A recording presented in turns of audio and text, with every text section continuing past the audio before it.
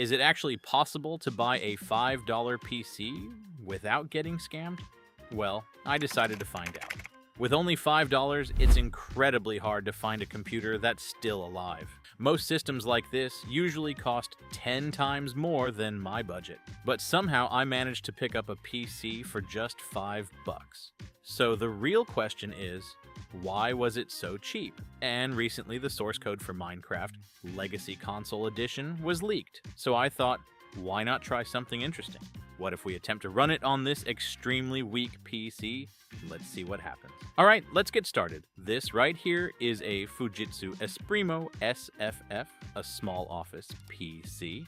Alright, let's power it on and see what's wrong with it. Nothing. No movement at all. Yeah, that's a little disappointing. Alright, let's dig deeper. I'm going to remove the side panel so we can inspect the hardware. That should help us figure out what's actually broken. I'll start checking the usual suspects. The power supply, the RAM, things like that.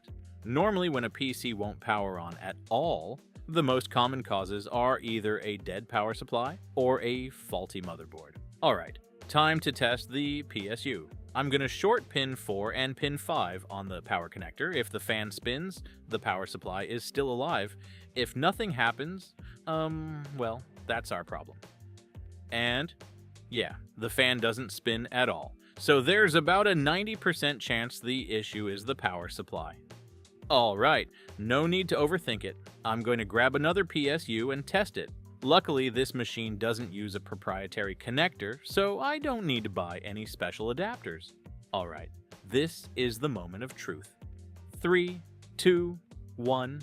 Oh my god, it powered on. I'm actually really excited right now. The system booted up and even loaded into Windows, but then I noticed something. Oh wow. This machine is still running Windows 7, and that tells me one thing immediately. This PC is probably very, very weak. Inside, it's powered by an Intel Core 2 Duo E 8400. That means just 2 cores and 2 threads with a maximum clock speed of 3 GHz. By today's standards, that's pretty modest. And it doesn't stop there. This system only has 2 GB of DDR2 RAM.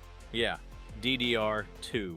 I honestly didn't expect to see that still running in 2026. And to make things even worse, there's no dedicated GPU at all. So, yeah.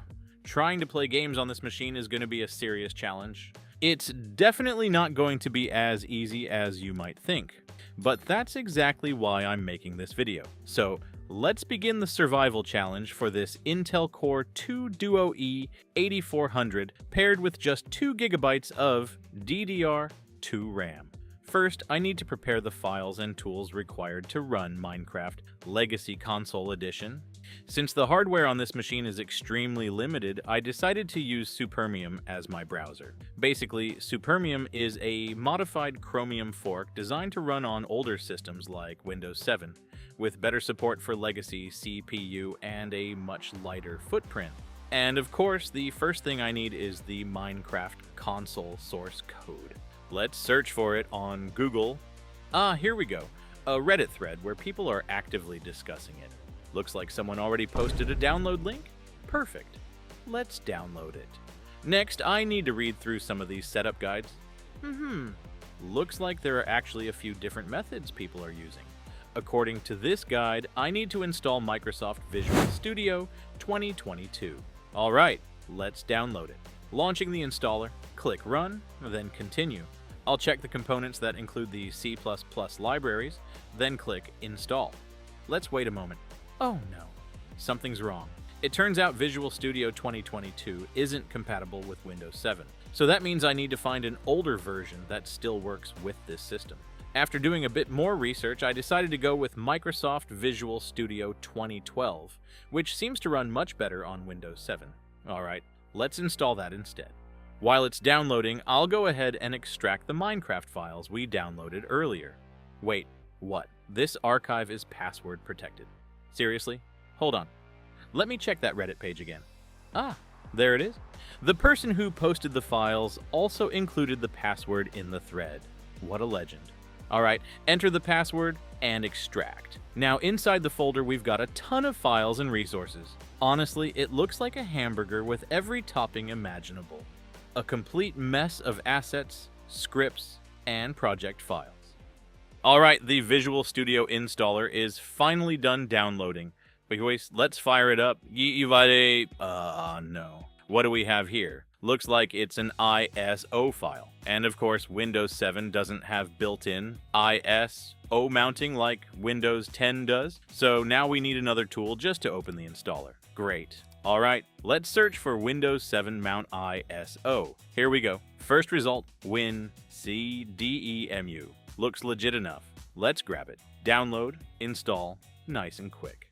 Now we can finally get back to installing Visual Studio. There it is. This window is telling us it's about to create a virtual drive. Hit OK, and boom, now we've got a virtual DVD drive right here. Let's run the installer. This part takes a while, so let's be patient. Alright, done. Now click Run Program, and seriously, I cannot believe something this old is still asking me to buy a license. Whatever. We can ignore that for now, since it gives us a 30-day trial anyway. Next, I'm selecting Visual C++ Development Settings. Launch it. And here we are, the main Visual Studio interface. So far, everything actually looks okay. Now let's get to the real mission. I'm going to open the Minecraft console project from inside the Minecraft folder.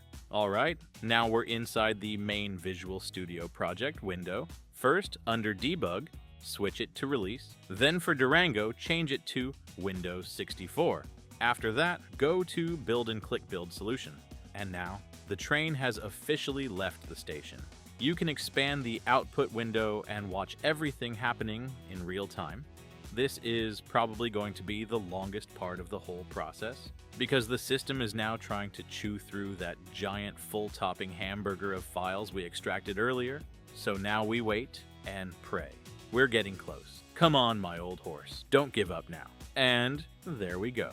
Everything finished successfully. As you can see here, the build completed with 2 succeeded, 0 failed, 0 skipped. That's exactly what we wanted.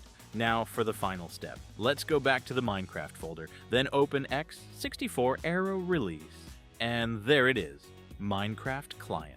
Let's run it. Oh my god, something's wrong again. Looks like we're missing some files. I completely forgot. We still need to copy the game data into this folder.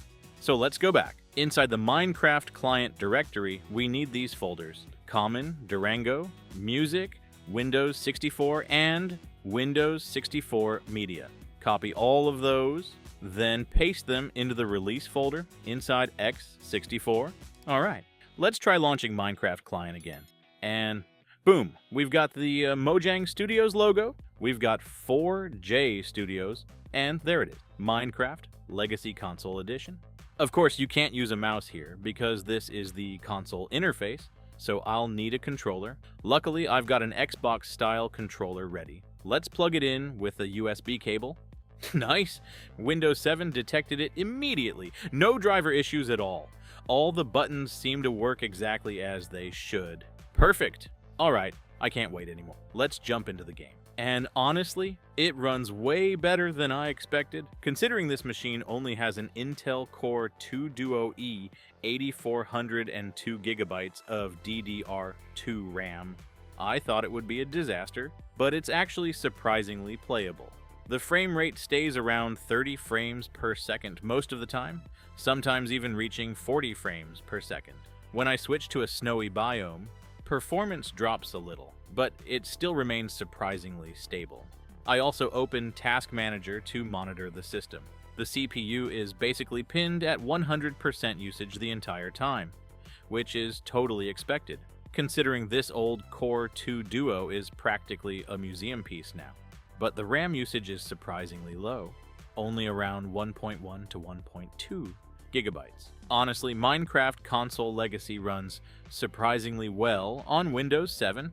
It's much lighter than Minecraft, Java Edition. Windows 7 itself also runs fewer background processes, which helps a lot. That's probably why the system can still function with just 2 gigabytes of RAM, which is an incredibly small amount by 2026 standards. From what I've learned, Minecraft Legacy Console Edition was actually developed by 4J Studios, not the original Java version made by Mojang Studios. Because of that, the engine was optimized specifically for consoles. The worlds are smaller, the render distance is lower, and the overall system design is much simpler. All of that makes the game significantly lighter and easier to run on older hardware. And that's the survival challenge with my $5 junk PC. So, would you try playing Minecraft Legacy Console Edition on a machine like this? Let me know what you think down in the comments. Thanks for watching and enjoying the video all the way through. If you liked it, don't forget to leave a like and subscribe. It's completely free and it really helps the channel. I'll see you in the next challenge.